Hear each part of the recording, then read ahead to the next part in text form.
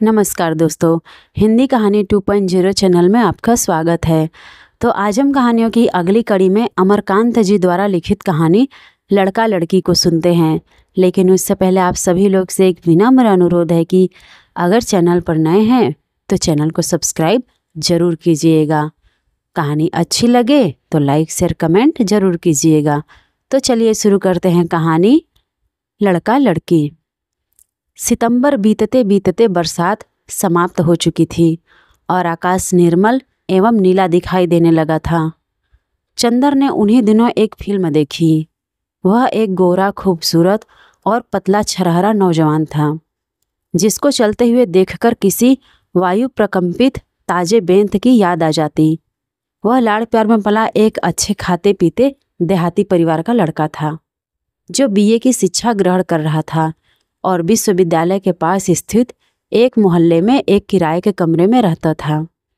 उस फिल्म का मुख्य अभिनेता उन्हीं फिल्मी लोकप्रिय नायकों की तरह था, जो सर्वगुण संपन्न होते हैं और उछल-कूद, फन, होशियारी और भावुकता का प्रदर्शन करके अंत में लड़की का हृदय जीत लेते हैं।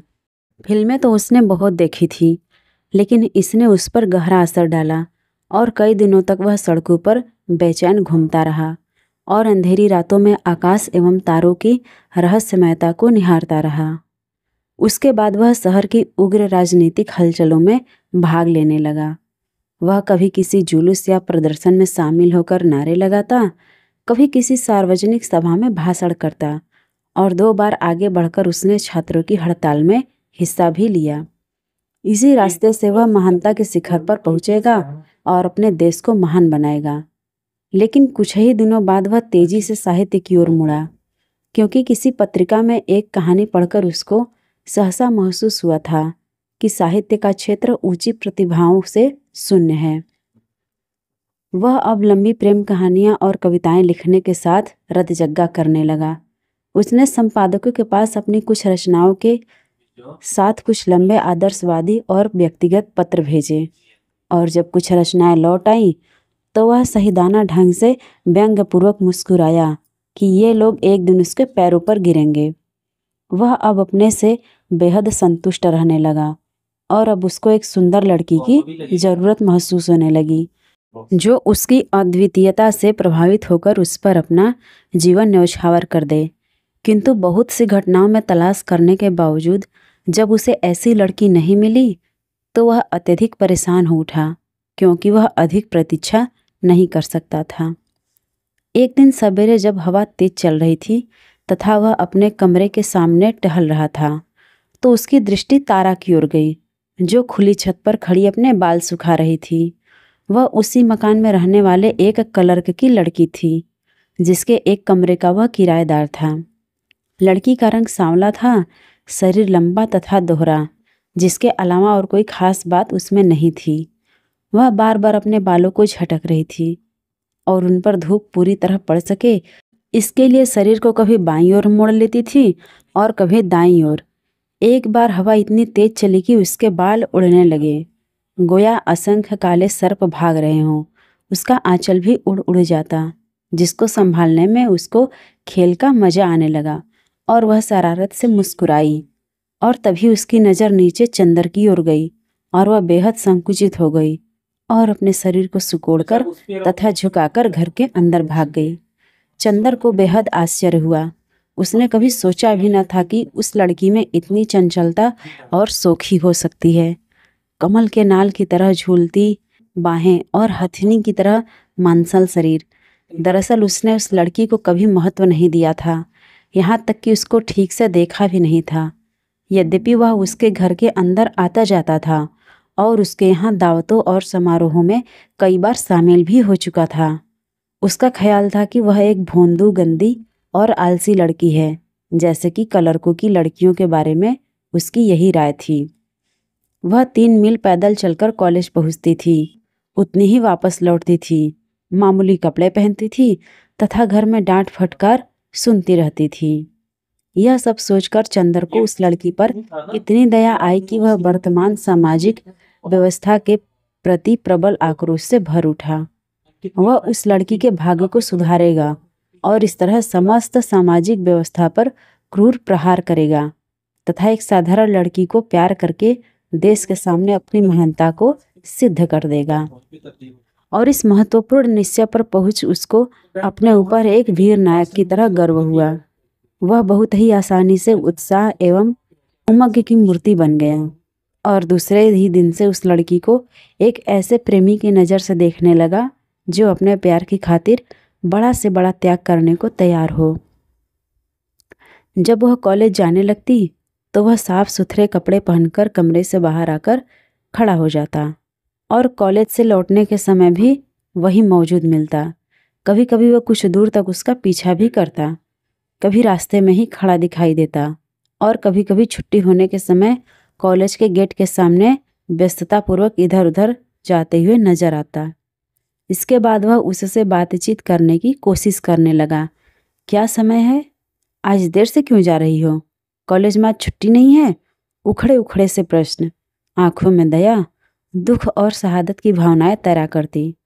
फिर तो उसकी गतिविधियां कुछ इस ढंग से बढ़ी कि लड़की को सचेत हो जाने के लिए मजबूर होना पड़ा। पहले तो उसको अचंभा हुआ, फिर वह उसको अविश्वास से देखने लगी, यहाँ तक कि कुछ ही दिनों बाद उसकी आंखों से एक अजीब भय झांकने लगा। उस दिन चंदर काफ़ी आगे बढ़ गया जब वह अपने कमरे में बैठा था तथा तारा कॉलेज से वापस आई थी।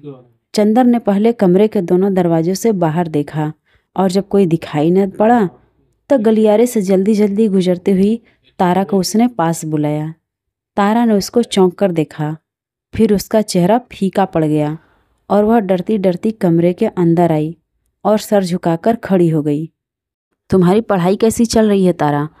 चंदर ने किसी हितैषी के अधिकार से पूछा। ठीक चल रही है। कोई कठिनाई है? नहीं। कठिनाई महसूस होने पर पूछ सकती हो। मैं कोई भूत नहीं हूँ। बस यही समझ लो कि मैं तुम्हारा कोई नुकसान नहीं देख सकता। तारा का सर झुका रहा। चंदर ने उठकर कमरे में 2 बार चहलकदमी की। फिर वह तारा के एकदम निकट आकर बोला, तारा, तुमको डरना नहीं चाहिए, अपने को हीन नहीं समझना चाहिए। तुम में बहुत सी अच्छाइयाँ हैं, डरने की क्या ज़रूरत है। उसकी बातों का तारा पर न जाने कैसा असर हुआ कि उसका चेहरा रुदन की हल्की लकीरों में खो गया और वह अचानक छटक कर कमरे के बाहर निकल गई। तारा ने जल्दी से किताबें रखी और एकांत कमरे में चुपचाप बैठकर आंसू पोंछने लगी। वह सचमुच अपने को बहुत छोटा महसूस करने लगी, गोया किसी ने संकेत करके यह बता दिया हो कि उसका स्थान कहाँ है। वह अपने माँ बाप की प्रथम भूख प्यास की लड़की थी और उसको कभी बहुत लाड़ प्यार भी मिला था। उसका दिमाग बहुत अच्छा था और अपने इम्तिहान बहुत अच्छे नंबरों से पास करती रहती थी।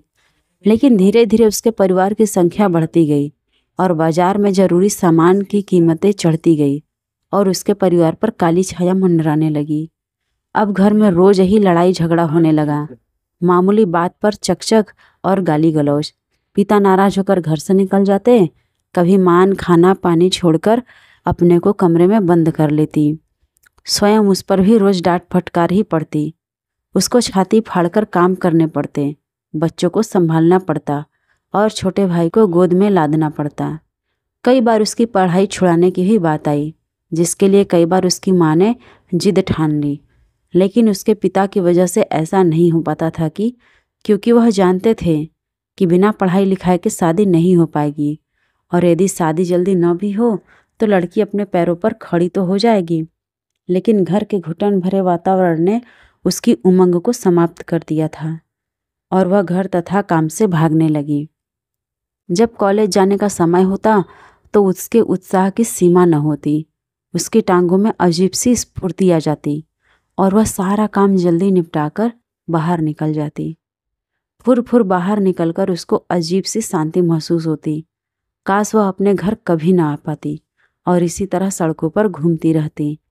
लेकिन शाम को जब वह घर लौटती तो उसको महसूस होता कि मानो उसके पाँव में मन मन के बोझे बांध दिए गए हों और हृदय पर एक भारी शिला रख दी गई हो। कैसी मजबूर और हीनता भरी जिंदगी थी। उसका रुदन सिसकियों में बदल गया, जिसके थमने पर वह चंदर की कई बातें सोचने लगी और उसको एक अजीब ताजगी और नवीनता का अनुभव होने लगा तथा यह भी कि उसका भी कुछ महत्व है। बादलों की तरह निरुद्देश्य भागते हुए उसके मन को एक ठोस आधार प्राप्त हुआ था। देखते ही देखते सब कुछ उलट पुलट हो गया। उसके मन में एक प्रबल आंधी चलने लगी।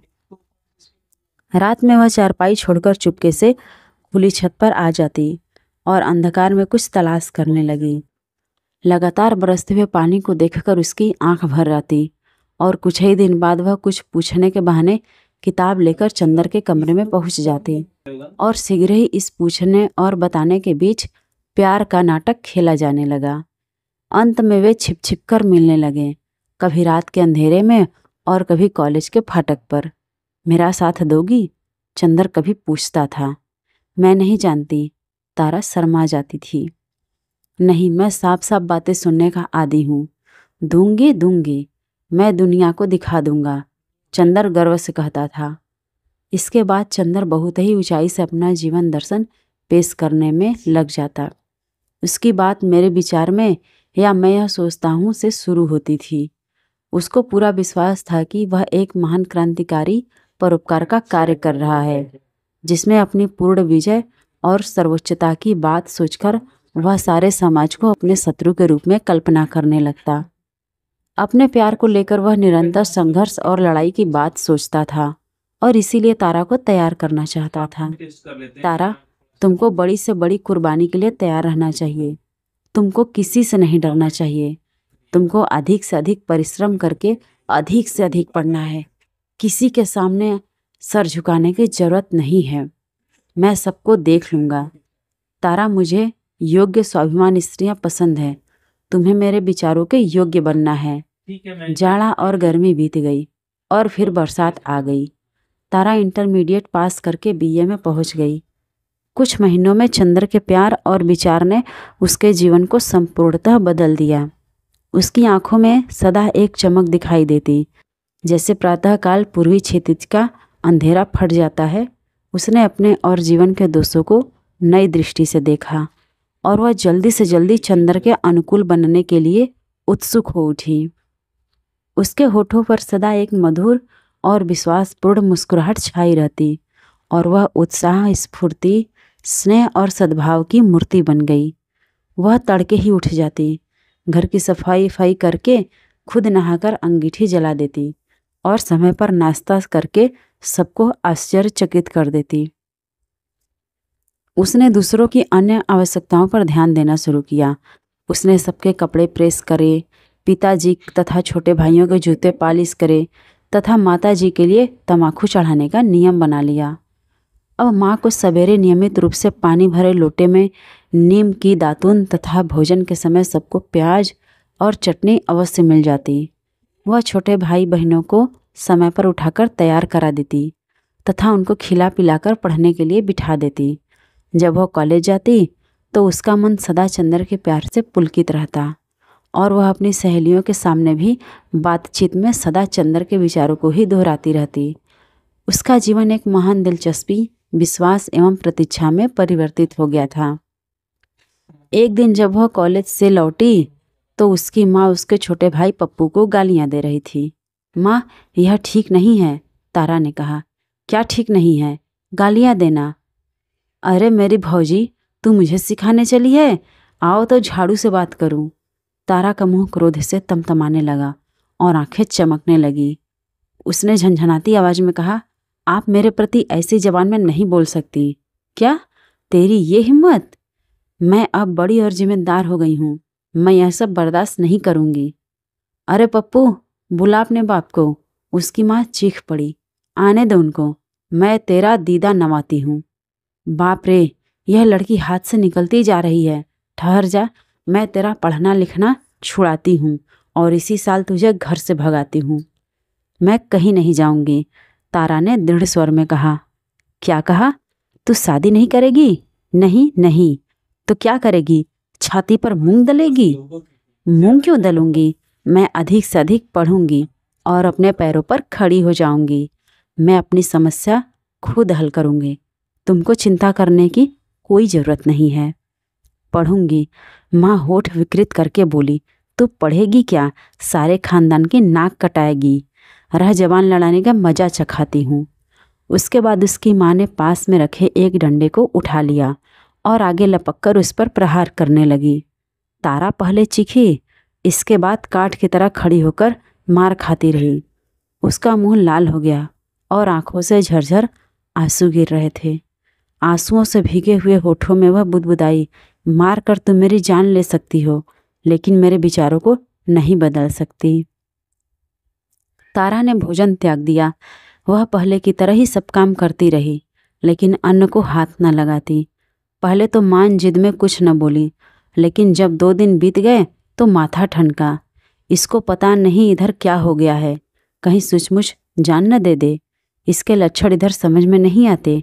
देर तक बनाव श्रृंगार करती रहती है, बातें भी बुजुर्ग की तरह करती है। लड़की को यह सब शोभा नहीं देता। इज्जत आबरू के साथ दिन कट जाए यही बहुत है। उसने अब पति से सारी बात कह देना उचित समझा और कहकर स्वयं रोने लगी। पति ने पहले पत्नी की बात को बहुत फटकारा, फिर वह तारा के पास जाकर बैठ गए। उन्होंने साफ साफ बात करना उचित समझा। प्रश्न पर प्रश्न। तारा पहले हिचकिचाई, लेकिन पिता ने कहा कि वह पढ़ी लिखी लड़की है, वह उससे साफ साफ बातें सुनना चाहते हैं। पिता के स्वर में अपार सहानुभूति थी। तारा अपने को रोक न सकी। उसने सब कुछ बता दिया और उसकी हिचकियाँ बंध गई। पिता का चेहरा गंभीर हो गया और वह वहाँ से उठ आए। वह टहलने लगे चुपचाप। कभी यह लड़की इतनी छोटी थी और आज इतनी बड़ी होकर ऐसी बातें कर रही है। जमाना कितना बदल गया है। क्या ऐसा हो सकता है? काश ऐसा हो सकता।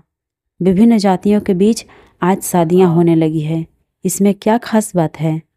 फिर वह तिलक दहेज से बच जाएंगे, जिसके लिए कर्ज के अलावा और कोई चारा नहीं है। लड़का बुरा नहीं है।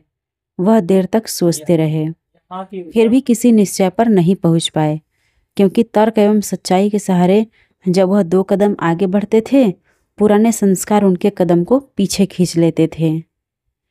रात में देर तक पति पत्नी खुसुर फुसुर करते रहे। बीच में पत्नी रोई चिल्लाई, फिर पति देर तक समझाते रहे। स्पष्ट दृढ़ आवाज, तर्कसंगत बातें, नए जमाने के विचारों को स्वीकार करने की दलीलें। पत्नी का विरोध मंद पड़ने लगा। फिर पता नहीं कब से सब कुछ खामोशी में खो गया। तारा सारी बातें छिपकर सुन रही थी। जब वे सो गए तो वह चुपके से पैर दबाकर निकली। खुशी के मारे उसकी देह थरथरा रही थी। चंदर को वह यह कब सुनाएगी? चारों ओर घना अंधेरा कुंडली मारकर बैठा था। हवा गुमसुम थी, जैसे किसी षड्यंत्र में लीन हो। चंदर अभी सोया नहीं था। खटखटाहट की आवाज़ सुनते ही दरवाज़ा खोल दिया और हाथ बढ़ाकर तारा को अपने पास खींच लिया। मैं आज बहुत खुश हूँ, तारा ने मुस्कुराकर कहा। उसकी आंखें प्यार से चमक रही थी। क्या बात है? चंद्र ने लापरवाही से पूछा। मिठाई खिलाने पड़ेगी? जरूर, अब बताओ भी। पिताजी राजी हो गए हैं। राजी हो गए हैं? क्या मतलब? चंद्र कुछ समझ नहीं पाया था। तारा ने विस्तार से सब बात सुनाई। उसके स्वर में उमंग की तेजी और चमक थी। चंद्र का चेहरा सहसा फक पड़ गया। उसने अपने को आलिंगन से मुक्त कर लिया और खिड़की के बाहर अंधेरे में देखने लगा। शादी? वह अपने को महान समझता था और उसकी कल्पना थी कि उसका प्यार महान संघर्ष, महान तूफान और महान कुर्बानी के दौर से गुजरेगा। उसके प्यार की ऐसी साधारण परिणति होगी, ऐसा उसने सोचा भी न था। उसका मुंह देखते ही देखते कठोर हो गया। क्या बात है? तारा डर गई। यह धोखा है, उसने घृणा से मुंह बिचकाते हुए कहा। क्या धोखा है? तुम धोखेबाज हो। तुमने शुरू से आखिर तक मेरे साथ धोखा किया है। क्या धोखा किया है? आप बताते क्यों नहीं? तारा ने रुआंसे स्वर में कहा। हाँ किया है, इसी के लिए तुम मेरे पीछे पड़ी हुई थी, पर आज मैं समझ गया कि तुम जीवन में कुछ नहीं कर सकती। तुमसे कोई बड़ा काम नहीं हो सकता। बड़ा काम? और कैसे हो सकता है? तारा का चेहरा अपमान से तमतमाने लगा। बड़े काम करने के बड़े तरीके होते हैं, उसके लिए बड़े संघर्ष से गुजरना पड़ता है। तुम उनके काबिल नहीं हो। मैं अब समझ गई। तारा के स्वर में तीखापन था। क्या समझ गई? आप मुझे प्यार नहीं करते, आप प्यार कर ही नहीं सकते। क्या मतलब? चंदर चौंक पड़ा। मतलब स्पष्ट है, प्यार की चरम परिणति है शादी। इसी मंजिल तक पहुंचने के लिए संघर्ष और कुर्बानियां दी जाती हैं, लेकिन अब यह मंजिल प्राप्त हो जाती है तो आपको खुशी नहीं होती। इसका अर्थ यह है कि आपके संघर्ष की बातें जिम्मेदारियों से बचने और स्वार्थ को छिपाने का बहाना है। मैंने तो जीवन के आरंभ से ही संघर्ष किया है। आपने क्या किया? आप भूख जानते हैं? आपको गरीबी, जलालत, घुटन, उबन, निराशा का पता है? साफ तो यह है कि आपको एक नारी देह की जरूरत है, और जरूरत है अपने अहंकार की तृप्ति की। तुम वाहियात बक रही हो, चंदर ने घूरकर कठोर स्वर में कहा। हाँ, वाहियात बक रही हूँ, तारा और भी तीखी जबान में बोली। लेकिन आज आपको सब सुनना पड़ेगा। मैं आपको कितना प्यार करती हूँ या नहीं बता सकती, लेकिन आज आपकी भी गलत बातों को मैं बर्दाश्त नहीं कर सकती। आपका भी ऐसा ही कहना है। आपके लिए तो मैं बड़ा से बड़ा त्याग करने को तैयार थी, लेकिन इधर मैंने यह महसूस करना शुरू कर दिया है कि आप केवल अपनी बातों को महत्व देते हैं, दूसरों की भावनाओं की आपको कोई कदर नहीं है।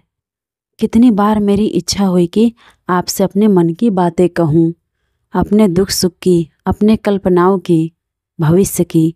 कई बार मैं कोई अच्छी किताब पढ़कर आती थी और उसके बारे में आपसे बातें करना चाहती थी, लेकिन आप मेरी हर बात को काटकर अपनी बातें शुरू कर देते थे। वही उपदेश, वही छात्र आंदोलन के अनुभव। आपको दो ही बातों से मतलब है, एक मेरी देह से और दूसरे मुझे उपदेश देने से। मैं मेहनत करूं, मैं कुर्बानी देने को तैयार हो जाऊं, आप क्या करोगे? आप क्या मेहनत करते हैं? बात तो यह है कि आप सदा हवा में उड़ते रहना चाहते हैं, और आज ज़मीन पर उतरने का मौका आया है, त्याग करने का समय आया है, तो आप जान बचाना चाहते हैं, इसलिए आप नाराज हैं। अपने लिए मौजपूर्ण, गैर जिम्मेदार और दूसरों के लिए परिश्रम, कर्तव्य और जिम्मेदारी, यही आपका जीवन दर्शन है। पर मैं आपसे पूछती हूँ कि आपने मेरा जीवन क्यों बर्बाद किया? खैर, आप यह बात गांठ बांधकर रख लीजिए कि मैं किसी की दया पर निर्भर नहीं रहना चाहती। अंत में बातें रुदन में बिखर गई और वह तेजी से बाहर निकल गई। चंदर कुछ देर तक कमरे में सुन्न खड़ा रहा। ऐसी उम्मीद उसको न थी। कुछ क्षणों के लिए उसको लगा कि तारा की बातें सही हैं। तब वह अपने को बहुत ही छोटा महसूस करने लगा, लेकिन शीघ्र ही उसने अपने को इस भावना से मुक्त कर लिया। अब उसका मुंह क्रोध और घृणा से विकृत हो गया। एहसान करने का यह फल मिलता है। जिसको उसने कीचड़ से निकाला था, वह अब उसी पर प्रहार कर रही है। यह है दुनिया। उसने अंधेरे में थूका और जोर से दरवाज़ा बंद कर लिया। तो आज की ये अमरकांत जी द्वारा लिखित कहानी लड़का लड़की आपको कैसी लगी, कमेंट करके ज़रूर बताइएगा। और अगर चैनल पर नए हैं तो चैनल को सब्सक्राइब ज़रूर कीजिएगा और अपने दोस्तों को भी शेयर कीजिएगा।